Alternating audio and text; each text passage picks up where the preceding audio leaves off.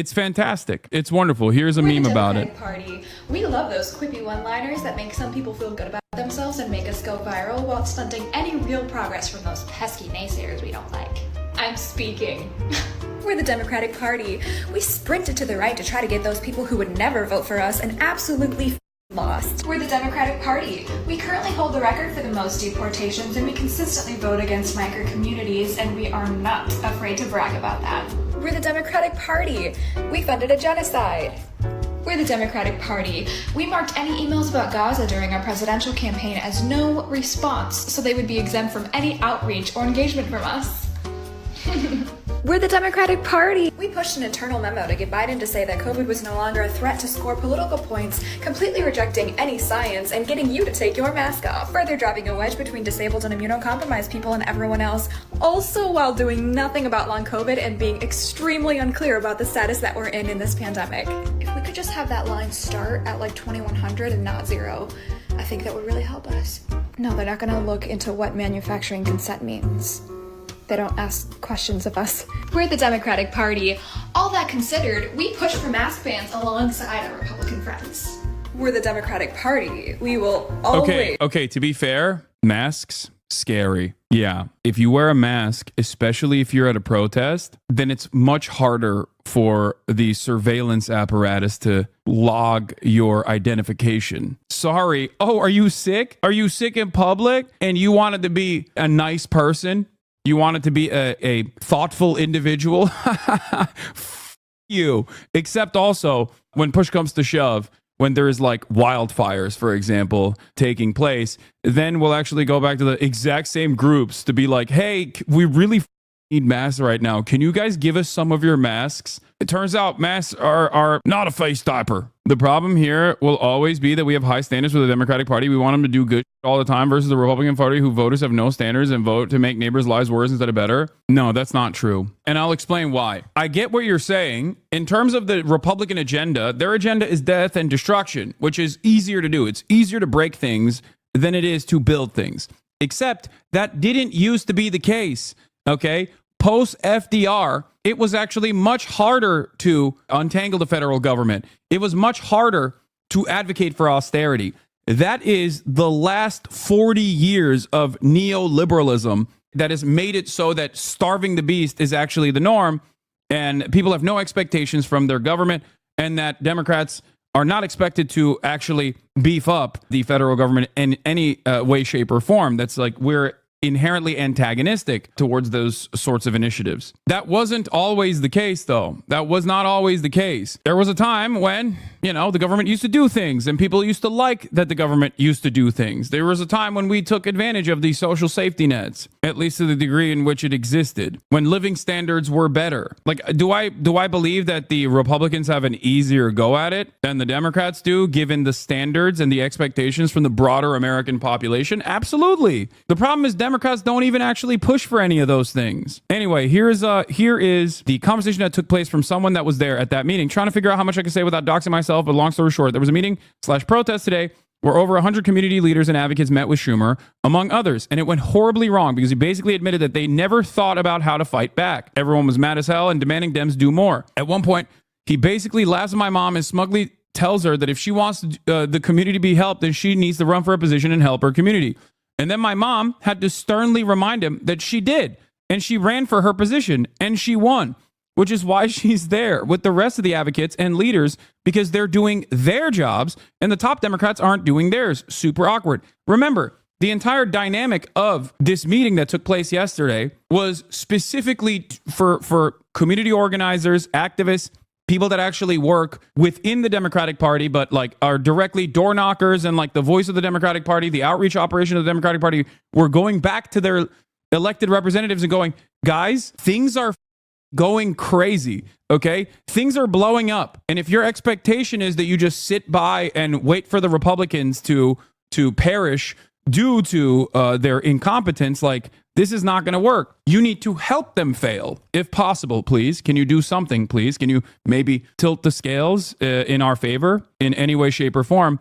And their expectation is no. Also, towards the end, they told the crowd that everything's off the record and they can't be held to their word, Lamau. And then they did. They leaked this meeting that took place. They leaked to the Axios guys that they actually hated. They said that the entire conversation was off the record. And then, of course, predictably, they went back to Axios and leaked to them, which is a center-right publication, of course, that they are pissed off at the liberal groups like Move On and Indivisible. If you are the Democratic Party and you're pissed off at Move On and Indivisible, who is in your corner? There's no one in the base then. You just hate your base. You actively hate your base. You despise your base. This is the base of the party. A lot of people will immediately say, Hassan, you're a socialist. Hassan, you don't like the Democratic Party.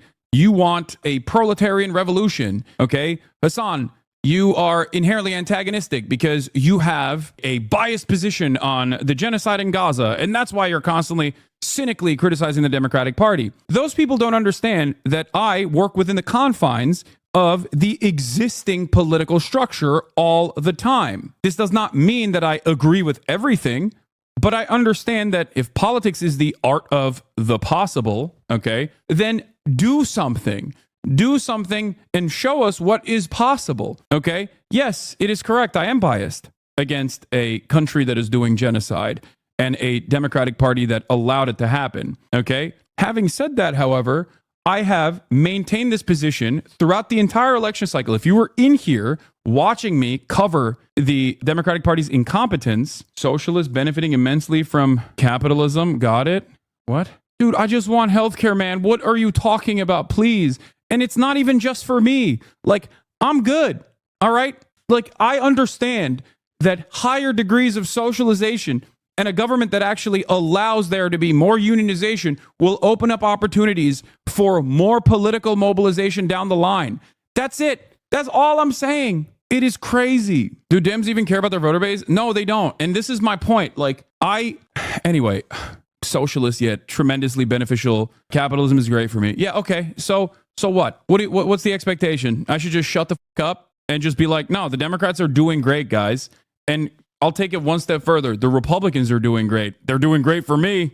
It's awesome. It's ridiculous that in this time and space, like, I can't even have any sort of criticism of the Democratic Party from the perspective of someone who wants the Democratic Party to do better. It's ridiculous. I've done this throughout the entire election cycle as well. My criticisms, no matter how much people tried to claim that they were like biased in favor of Gaza and cynically aggressive towards the Democrats for allowing death and destruction in Gaza, wasn't just about Gaza. I used Gaza as a way to describe the inconsistencies and the lack of interest from the Dems in actually paying attention to what was going on and the very reasonable demands that its base of support was demanding. Gaza is a microcosm of that issue at the heart of the Democratic Party right now. There are so many other issues that I also talked about throughout the entire election cycle that the Dems were not responsive to. And this is another instance where I am